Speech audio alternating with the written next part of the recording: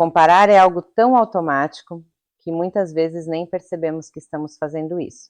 Basta alguns segundos nas redes sociais, uma conversa com alguém, ou até um pensamento silencioso, e lá está a comparação. Quem está melhor, quem conquistou mais, quem chegou mais rápido. Mas por que fazemos isso? Por que nos comparamos tanto, mesmo sabendo que isso pode gerar ansiedade, insegurança e sensação de insuficiência? Uma das respostas está na forma como o nosso cérebro evoluiu. Durante grande parte da história humana, viver em grupo era essencial para sobreviver. E dentro desses grupos, entender posição, status e habilidade fazia diferença. Comparar era uma ferramenta, servia para aprender, para se adaptar, para se proteger. Mas o mundo mudou. Hoje não vivemos mais em pequenos grupos. Estamos conectados a milhões de pessoas ao mesmo tempo. E isso ampliou a comparação a um nível que o cérebro humano não foi preparado para lidar. Antes você se comparava com algumas pessoas próximas. Hoje você se compara com o mundo inteiro. E mais do que isso, com versões filtradas do mundo.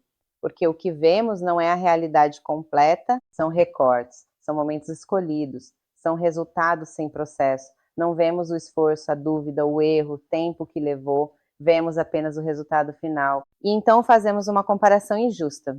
Comparamos nosso bastidor com o palco do outro. Isso cria uma sensação constante de atraso, como se estivéssemos sempre ficando para trás. Existe também a questão da validação. O ser humano precisa se sentir aceito, reconhecido, pertencente. E uma forma rápida de tentar medir isso é se comparando. Se eu estou melhor que alguém, sinto alívio. Se estou pior, sinto inadequação. Mas esse sistema nunca é estável, porque sempre haverá alguém mais avançado em algum aspecto. A comparação cria um jogo que nunca termina. E o problema não é apenas se comparar. O problema é quando a comparação começa a definir o seu valor. Quando você passa a acreditar que vale menos porque tem menos ou porque ainda não chegou onde alguém chegou. Outro ponto importante é a identidade. Muitas pessoas não sabem exatamente quem são, o que querem ou qual caminho faz sentido para elas. E quando isso acontece, é comum buscar referência externa, o outro vira a direção. Se alguém está tendo sucesso em algo, parece que aquele caminho também deveria ser seguido. Mas viver baseado na comparação é viver sem autoria. É seguir rotas que talvez nem façam sentido para você. Existe também o fator da insegurança. Quanto menos confiança você tem em si mesmo, mais você procura parâmetros fora. A comparação vira uma tentativa de entender seu lugar no mundo. Mas isso é perigoso, porque o mundo não é uma régua justa. Cada pessoa tem uma história diferente, um tempo diferente, uma realidade diferente. Comparar sem considerar isso é comparar coisas incomparáveis. É como medir profundidades diferentes com a mesma régua. Outro detalhe importante é que a comparação raramente é equilibrada. Você não compara tudo, você escolhe pontos específicos, você compara sua insegurança com a confiança do outro, seu início com o meio do caminho de alguém, sua dificuldade com a facilidade aparente do outro. E isso cria uma percepção distorcida da realidade. Mas talvez a pergunta mais importante seja: o que estamos buscando quando nos comparamos? Porque a comparação é apenas um sintoma. Por trás dela existe uma necessidade, a necessidade de se sentir suficiente, de se sentir válido, de se sentir no caminho certo. Mas a comparação nunca entrega isso de forma duradoura.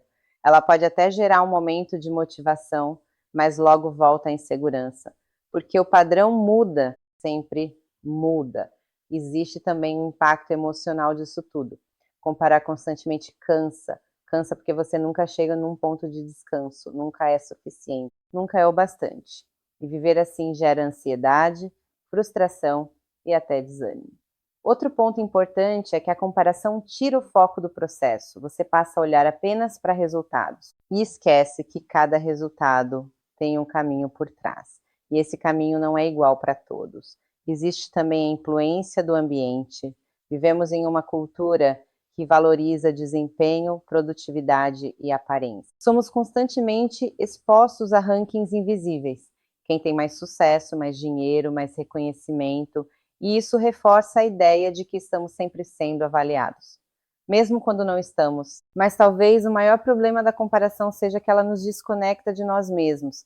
Você começa a viver olhando para fora e para de olhar para dentro. perde clareza do que realmente importa para você. Perde conexão com o seu próprio ritmo, perde percepção do seu próprio progresso, e quando isso acontece, você pode até conquistar coisas, mas não se sente satisfeito, porque não era o seu caminho.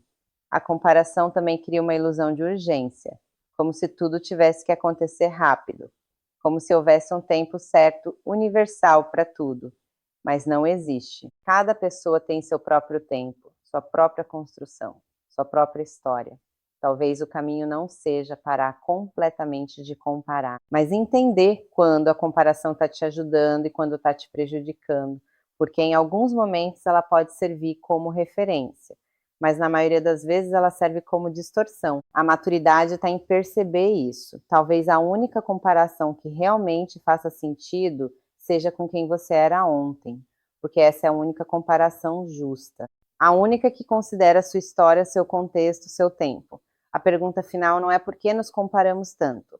A pergunta é: estamos usando isso para crescer ou para nos diminuir? Porque no fim, não é sobre quem está na sua frente, é sobre se você está avançando no seu próprio caminho. Se essa reflexão fez sentido para você, deixe um comentário. Você costuma se comparar com outras pessoas? Se inscreva no canal para continuar refletindo sobre perguntas que quase ninguém tem coragem de fazer. Deixe o like e ative o sininho, porque às vezes uma única pergunta pode mudar completamente a forma como você se enxerga.